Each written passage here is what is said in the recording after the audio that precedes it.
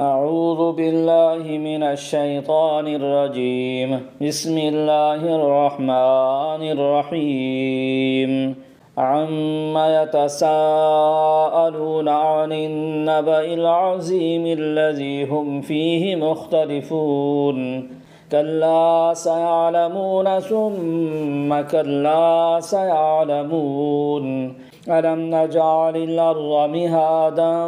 والجبال أوتادا وخلقناكم أزواجا وجعلنا نومكم سباتا وجعلنا الليل لباسا وجعلنا النهار معاشا وبنينا فوقكم سبعا شدادا وجعلنا سراجا وهاجا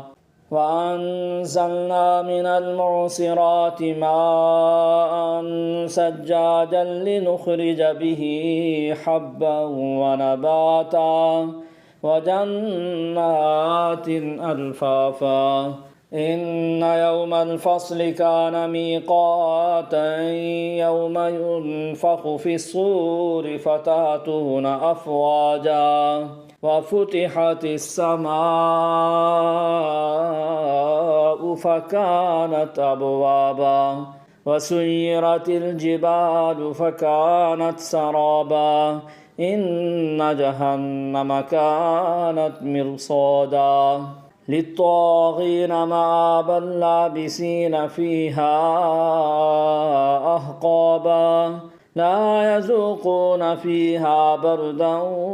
ولا شرابا إلا حميما وغساقا جزاء وفاقا إنهم كانوا لا يرجون حسابا وكذبوا بآياتنا كذابا وكل شيء أحصيناه كتابا فذوقوا فلن نزيدكم إلا عذابا إن للمتقين مفازا حدائق وأعنابا وكواعب أترابا وكأسا دهاقا لا يسمعون فيها لغوا ولا كذابا جزاء من ربك عطاء حسابا جزاء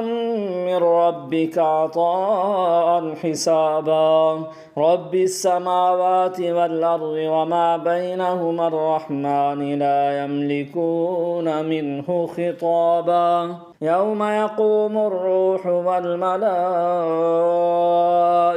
صفا لا يتكلمون إلا من أذن له الرحمن وقال صوابا ذلك اليوم الحق فمن شاء اتخذ إلى ربه مآبا إنا أنذرناكم عذابا قريبا يوم ينظر المرء ما قدمت يداه ويقول الكافر يا ليتني كنت ترابا صدق الله العظيم.